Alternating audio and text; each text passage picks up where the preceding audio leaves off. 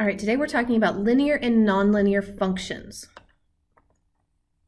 So a function is linear if it has a constant rate of change and is a straight non-vertical. Now that non-vertical applies to when we're talking about functions. If it's a vertical line, it will not be a function anymore. All right, so if I have any equations to tell whether it's linear or nonlinear, we have to look at a few key features. So linear functions will not contain exponents on the variable, will not be multiplying to another variable, is not going to be under a radical sign or inside an absolute value, and will not be in the denominator of a fraction. Okay, so if those are all things that can't, then our lists that are nonlinear, these are things they can contain exponents being multiplied to each other under a radical sign or inside the absolute value and be in the denominator. So to be linear, they can't have any in this list. Nonlinear will have them in the list. Also, if you write it as y equals mx plus b, it is linear. All right, let's look at graphs. Okay, graphs, we're going to have a straight line. Nonlinear graphs won't have a straight line. So notice this one curves.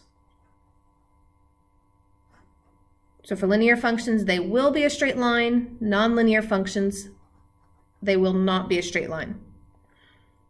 Now tables, we have to look at how we're getting from one thing to the next. So it's called the constant rate of change. So tables will show a constant rate of change if they are linear. Tables will not if they're nonlinear. So let's look at this here. If I'm going to 4 to 7, sorry guys, I'm adding 3 each time. 7 to 10, I'm adding 3 as well. 40 to 36, I'm subtracting 4, and 36 to 32, I'm subtracting 4 as well. So both the top, I'm adding at the same rate, and the bottom of my table, I'm adding it or subtracting at the same rate. So we have a constant rate of change. Whereas if we look at this table, I add 1 on the top. Okay, so a constant rate there. But if we look at the bottom, I add 2, and then I add 4.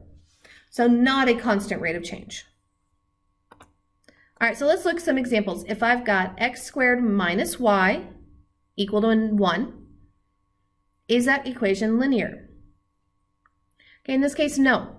I've got a squared, so it's nonlinear, the x value squared. Y equals the square root of x. Again, not linear. The x is square rooted, so that is not linear.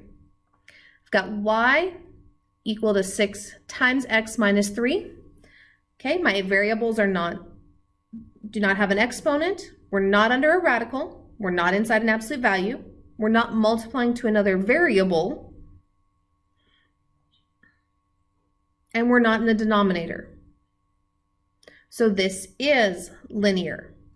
And that's because we can put it in the form y equals mx plus b. If I distributed that 6, I would get y equals 6x minus 18.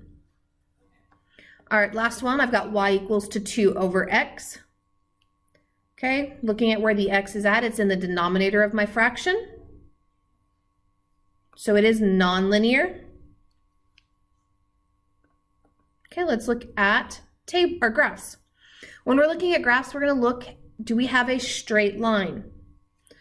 Now, looking at this V, this part is straight, but then we curve and we go this direction. So it doesn't stay going at the same direction.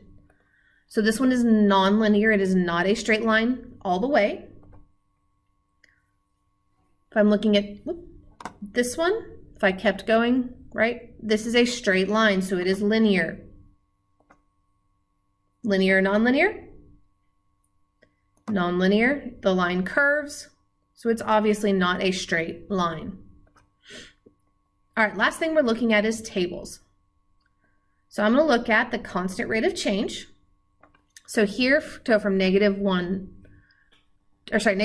1, I'm adding 3. 1 to 4, I'm adding 3.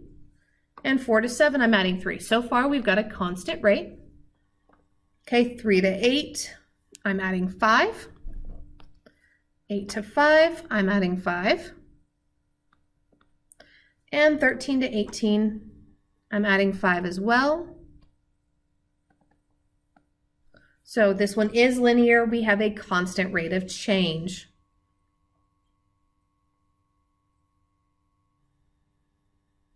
All right, let's look at another table.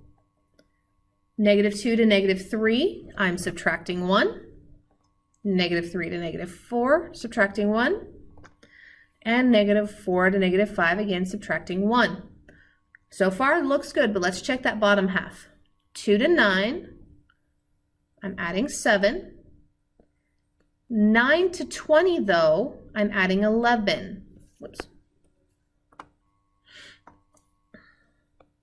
And then 20 to 33, I'm adding 13. So that one is not linear. Okay, we don't have that constant rate of change.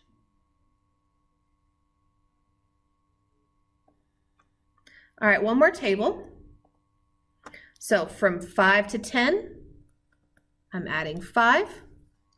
10 to 15, I'm adding 5. 15 to 20, I'm adding 5. So far, we're good. -5 to -10, we're subtracting 5. -10 to -15, we're subtracting 5 again. And -15 to -20, subtracting 5 again.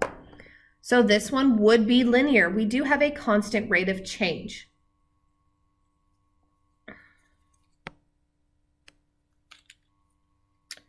All right. So that is all I have in this video for you. Remember, linear makes a straight line and has a constant rate of change. Nonlinear is not a straight line and does not have a constant rate of change.